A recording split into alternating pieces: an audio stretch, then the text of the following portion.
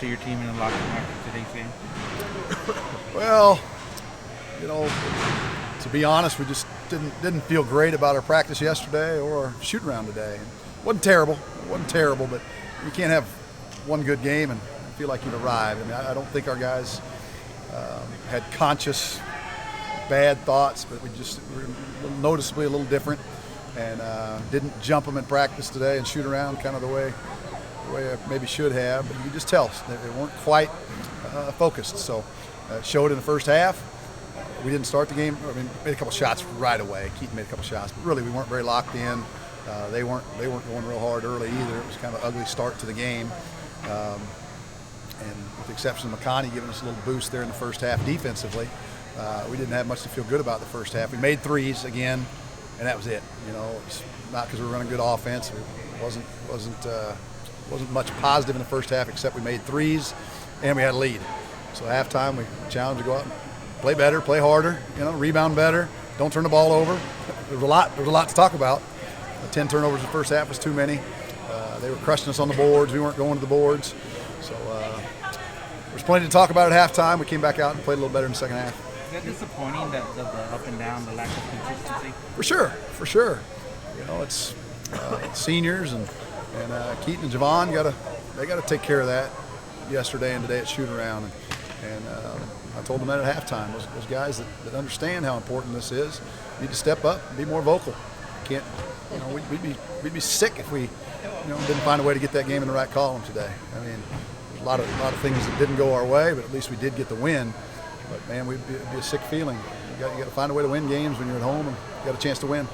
To your point, how much does shooting threes as well as you had this game and the last couple really cover up a lot of other issues that you might see? A lot, and that was a little bit of fool's gold on Thursday against La Tech, because if you make 18 threes, you better win. I mean, you better.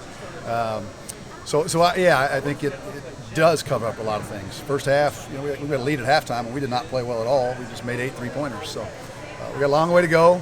We threw a little zone out there at the very end of the game, which helped us. We've tried that 2 or 3 different occasions on the year. That was the perfect time to do it when they needed to finally. They didn't want to speed it up until the very end. We switched roles there. At the very end, we finally slowed it down, and we wanted to slow them down a little bit. So the zone was good for us. You got UTEP coming up this weekend, or back-to-back. What do you hope to see out of the next 2 games? I just want our guys to play the way we're capable of. We've shown signs defensively. We got other guys starting to, Thursday night and tonight. McConney comes in and makes shots. Thursday night, Luka, Knox, Byron obviously is back for real. He can get back to. I swear the guy leads the country in almost double-doubles, 10 and 9 and 9 and 10. They had 10 and 8 or 9 and 8 or whatever. But he's back, and that's a big deal for us. But if we can defend the right way and have each individual play with confidence and play the way we're capable of, we've got a pretty talented bunch. The ball's got to move. We've got to step in and make shots. Was there something you guys did to force as many turnovers as you did today, or was that mistakes on their end? How did you see that? Yeah, I don't think we had a lot to do with it, to be honest. We were packed in there pretty tight. We were trying to work really, really hard on Drain and Watson. We felt like those were 2 guys that could jump up and have big nights. Watson's pretty talented. He's able to hit tough shots, guarded shots, kind of like Javon does. You play great defense and he can still make a shot. Drain, because we've seen him do it before. We definitely did not want him getting it going from 3-point line. But then at halftime, their scoring was very, very well distributed. I mean, it was just 4 points, 5 points, 2 points. Everybody that played scored for them.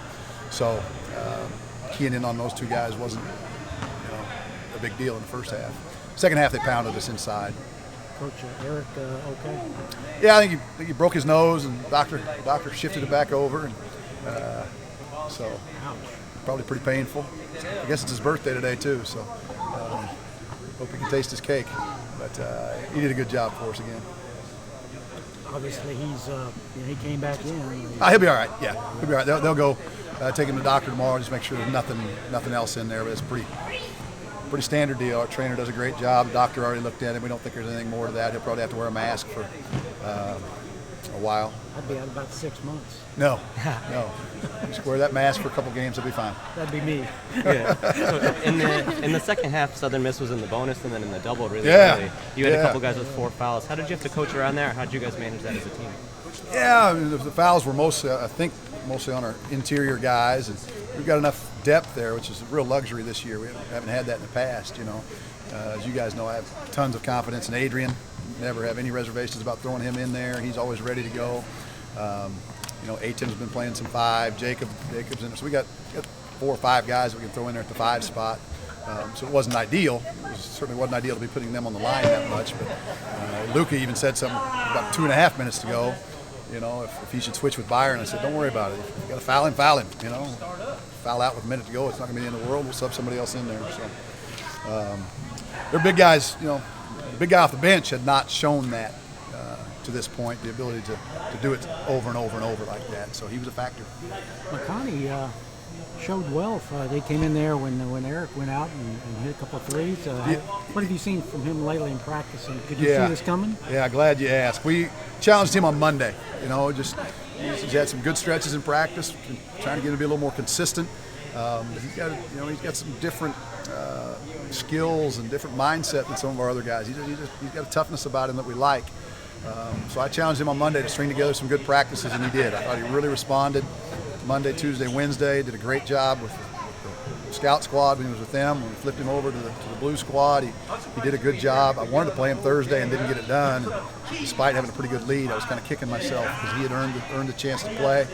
Then I was curious how he would respond on Friday after doing everything right and not playing.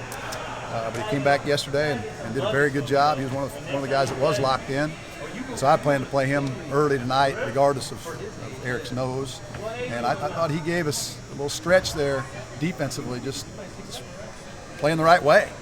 Gave us the spark that we needed. We've got a pretty deep bench over there. It's great to see a guy like that keep his head up and get in there and give us a lift. Then obviously the second half, he turned down a chance to rip it and go, just passed it, and then he got it back and knocked down a 3. But I was proud of him, even if he hadn't knocked down those 2 threes. He did everything right this week. That's good to see.